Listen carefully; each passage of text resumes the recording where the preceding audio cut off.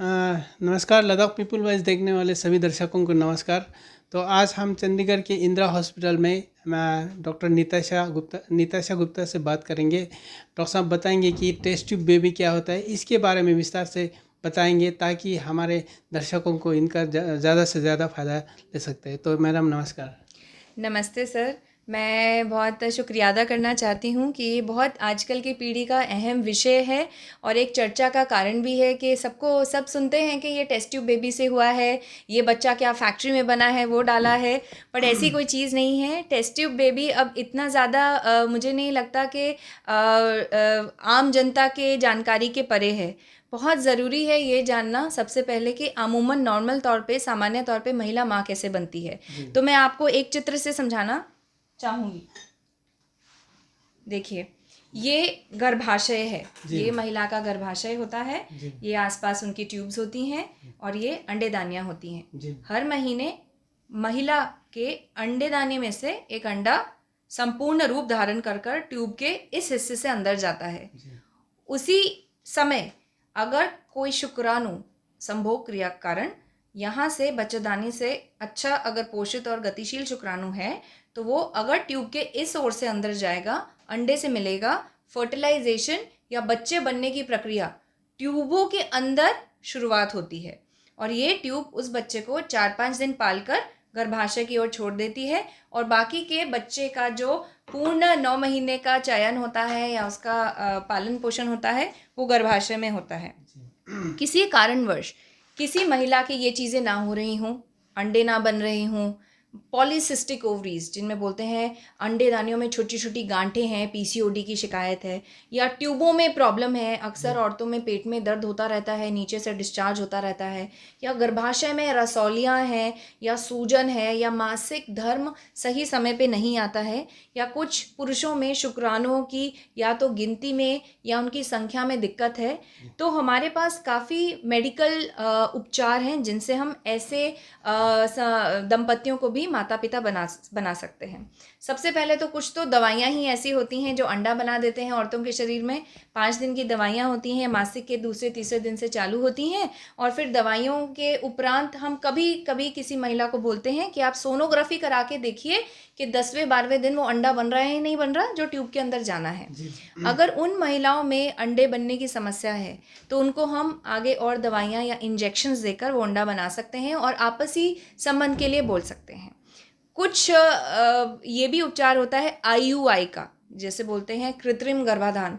उसमें क्या करते हैं, सामान्य रूप से महिला दवाई खाती है, अंडा बनता है और फिर पुरुष से ही उनके हस्बैंड से उनके शुक्राणु लेकर पोषित और अच्छे शुक्राणु हम एक कैनुला या एक इंजेक्शन के थ्रू बिना बेहोशी दिए, बिना अस्पताल में भर्ती किए गर्भाशय के अंदर डाल देते हैं, जिससे माँ बनने की जो संभावना है वो डबल हो जाती है या बोल सकते हैं 15 से 20% हो जाती है।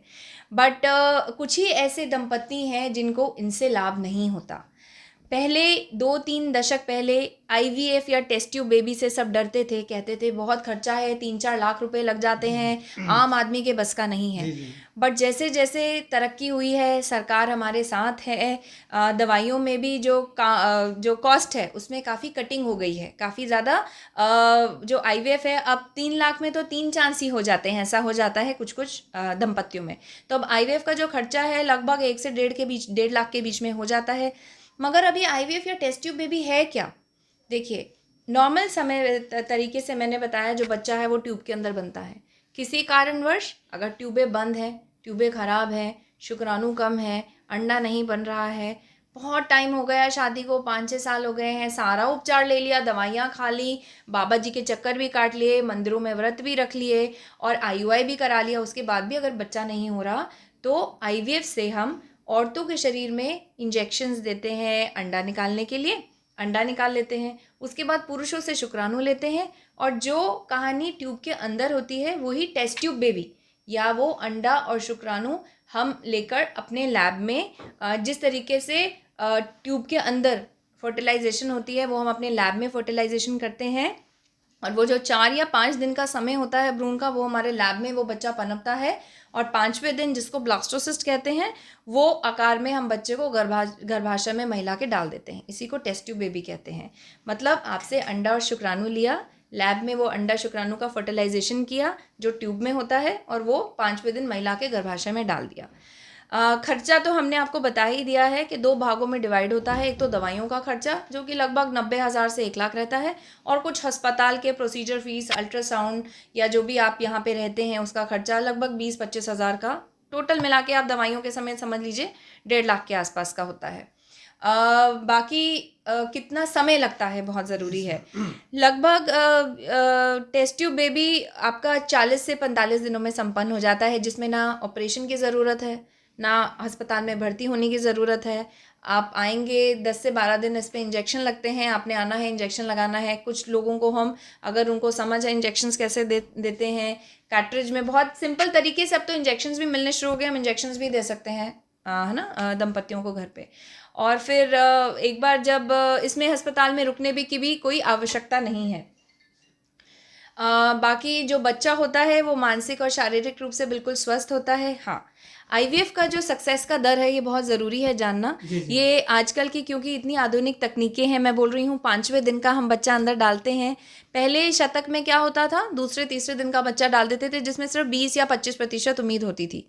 आज ये जो उम्मीद है, क्योंकि लेज़र की तकनीक है, पीजीएस की तकनीक है, ये बहुत सारी ऐसी तकनीकें हैं जो भ्रूण को माँ की कोख में चिपकने में और प्रेगनेंसी का दर बढ़ाने में बिल्कुल कारगर हैं और सक्सेस भी हैं। तो आईवीएफ का जो सक्सेस का दर है लगभग 70% के आसपास है। इसमें एक चीज़ और है, जुड़वा बच्चे होने की भी संभावना ज़्यादा है। तकरीबन 30 से 35% दंपतियों को जुड़वा बच्चे भी हो सकते हैं। बाकी जो आपका एक बार प्रेगनेंसी हो जाती है तो सारा का सारा जो कार्यक्रम है वो बिल्कुल सामान्य रूप से नॉर्मल प्रेगनेंसी की तरह हो सकता है। आईवीएफ जिन औरतों का होता है या टेस्ट ट्यूब बेबी से जो महिलाएं माँ बनती हैं वो नॉर्मल डिलीवरी भी करवा सकती हैं अपनी, और उसके लिए कोई स्पेशल देख रेख की या 9 महीने बेड रेस्ट की बिल्कुल आवश्यकता नहीं है। आप अपना नॉर्मल रूटीन से काम कर सकती हैं, बस दवाइयाँ बिल्कुल समय से खानी है, क्योंकि कहीं ना कहीं हार्मोन्स का अभाव या कोई प्रॉब्लम के कारण ही है जो आप टेस्ट ट्यूब बेबी करा रहे हैं, तो वो पूर्ति करने के लिए डॉक्टर्स या हम लोग दवाइयाँ देते हैं। बाकी मैं आशा करती हूँ कि आपको ये जो इन्फॉर्मेशन है काफ़ी जानकारी रूप में मदद करेगी और आपको तुरंत से तुरंत इलाज लेने में भी मदद करेगी। मैम, मेरे मन में एक क्वेश्चन होगा कि काफ़ी महिलाएं सोचते हैं कि हमारा देर तो ना हो जाए, तो एज लिमिट भी होते होंगे महिला के खास करके कितने? हाँ, ये बहुत अच्छा सवाल आपने पूछा। जो एक किसी भी महिला का अच्छा रिप्रोडक्टिव एज ग्रुप है वो 20 साल से 32 या 33 साल माना जाता है। उसके अधिक महिलाओं में अंडों की जो गिनती है वो उसमें कमी आ जाती है, थोड़ा क्वालिटी में गिरावट आ जाता है। 35-36 वर्ष के बाद जो आईवीएफ का ही सक्सेस का दर है वो और 15-20% अपने आप में कम हो जाता है। आजकल मैं देखती हूँ जो मेरे क्लिनिक पे महिलाएं आती हैं वो काफ़ी कम उम्र की हैं और उनको जो अंडों की संख्या है वो भी बड़ी कम होती है। हो सकता है ये जो वातावरण में चेंज हो या एनवायरनमेंट में चेंज हो, लाइफस्टाइल, अब आजकल बर्गर, पिज़्ज़ा, स्विगी, जोमेटो हर जगह आ गए हैं तो उसमें भी अंडों की क्वालिटी में भी कमी आ रही है। जहाँ तक एज लिमिट का सवाल है तो सरकार आईसीएमआर गाइडलाइंस हमारी बनी है, उसमें 50 वर्ष से अधिक महिला का हम जो महिला है उनका आईवीएफ नहीं करते हैं, और अगर पुरुष की एज 55 साल है तो उससे अधिक पुरुष का हम आईवीएफ नहीं करते हैं। जी जी मैम, और एक क्वेश्चन होगा, इन बाय द चांस मतलब किसी कोई भी पेरेंट मतलब महिला या पुरुष में अंडों में कुछ कमी होगा तो फिर अब कैसे उनका? हाँ, हमारे पास कुछ महिला ऐसी भी हैं, जैसे मैंने बोला कि आजकल कम उम्र की औरतों में भी मुझे अंडों में कमी आ रही है, मिलती है। कभी कभी जो महिलाएं 40-45 साल की होती हैं, 46-47 साल की होती हैं, अगर उनके अंडों में कमी है या उनके अंडे नहीं रहे शरीर में, मासिक धर्म बंद हो चुका है, तो ऐसी महिलाओं के लिए टेस्ट ट्यूब बेबी सबसे अच्छी तकनीक है जिनसे वो इस उम्र में भी माँ बन सकती हैं। ऐसी औरतों को हम डोनर अंडा या अंडा किसी और महिला से लेकर हम उनको माँ बना सकते हैं। ऐसे ही अगर किसी पुरुष में शुक्राणु का अभाव है, आजकल बहुत सारी तकनीकें आ गई हैं कि अगर पुरुष शुक्राणु नहीं निकाल पा रहे, पदार्थ नहीं है, तो फिर हम उनके अंडकोश से ही शुक्राणु सर्जरी के द्वारा निकाल लेते हैं। जैसे पानी की टंकी है, वो नलका अगर काम नहीं कर रहा तो आप पानी की टंकी से ही जग लेके पानी निकाल लेंगे उसी तरीके से हम शुक्राणु भी निकाल सकते हैं। बट जिनमें कैंसर के कारण या कुछ दवाइयों के कारण या किसी प्रॉब्लम के कारण अगर उनके अंडकोश में से भी शुक्राणु नहीं है या बिल्कुल ही शुक्राणु की कमी है, अभाव है, 0% शुक्राणु है, तो उनका भी हम शुक्राणु किसी मिलते जुलते डोनर स्पर्म से ऐसे दंपत्ति को भी हम माता पिता बनाने में कारगर हो सकते हैं टेस्ट ट्यूब बेबी के ज़रिए। जी मैम, आखिर में जो आईवीएफ के ज़रिए बच्चे बनते हैं तो उनमें शायद मेरा ये मानना है कि कोई शरीर में कोई कमी होने की कोई चांसेस कम रहता होगा, जो नेचुरल बात होता है, क्योंकि सब कुछ मतलब ये आप लोग एक्सपेरिमेंट करके डालते हैं, सब कुछ को छानबीन करके देते हैं। आपका क्या कहना है? हाँ देखिए, ये कहना बहुत मुश्किल है क्योंकि भगवान ने हम सबको बड़ा प्यार से बनाया है, हमारे किसी शरीर में किसी की भी दिक्कत नहीं है। बट जैसे एक ही मैं बोलती हूँ, माता पिता के कितनी संतानें होती हैं और सब एक जैसा नहीं सोचती, एक जैसा आगे नहीं बढ़ती। तो किस महिला में कहाँ पे प्रॉब्लम है, किस पुरुष में कहाँ पे प्रॉब्लम है, ये हमें काफ़ी कारणों का अभी भी पता चल जाता है तकनीकों से। बट अभी भी 100% हम किसी भी कारण को 100% नहीं कह सकते कि हाँ ये कारण है, बिल्कुल यही वजह है। 10% ऐसे भी दंपत्ति हैं जिनमें कोई कारण नहीं निकलता, बट 10-10 साल शादी के हो जाते हैं, तो ऐसे दंपत्ति आईवीएफ से बिल्कुल बहुत अच्छा रिजल्ट उनको मिलता है। तो ये नहीं कह सकती कि हर किसी के शरीर में कमी है जिसके कारण उसको आईवीएफ से ही बच्चा होगा। बट हाँ, अगर बच्चा नहीं हो पा रहा, अगर हमने गाड़ी पकड़नी ही है तो तुरंत ही पकड़नी पड़ेगी ताकि हमारा उम्र भी ज़्यादा ना हो जाए, जो अंडाणु है उनकी संख्या, उनकी क्वालिटी गिर ना जाए। क्योंकि वाकई में कोई ना कोई तो वजह है कि अगर दंपत्ति कंसीव नहीं कर पा रहा है या आपको बच्चा नहीं हो पा रहा, दवाइयाँ कर चुके हैं, आईयूआई कर चुके हैं, आईवीएफ भी 100% नहीं है।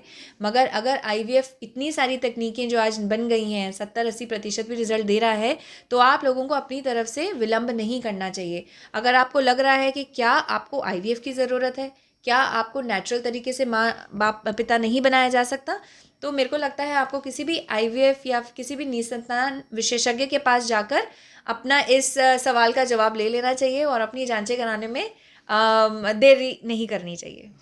शुक्रिया डॉक्टर साहब। तो डॉक्टर ने जिस तरह से विस्तार से बताया, तो उससे हमें उम्मीद है कि हमारे जो दर्शकों को सभी को ये इसके बारे में समझ में आया होगा। तो डॉक्टर साहब अपना कीमती समय देने के लिए एक बार शुक्रिया। धन्यवाद, बहुत बहुत धन्यवाद।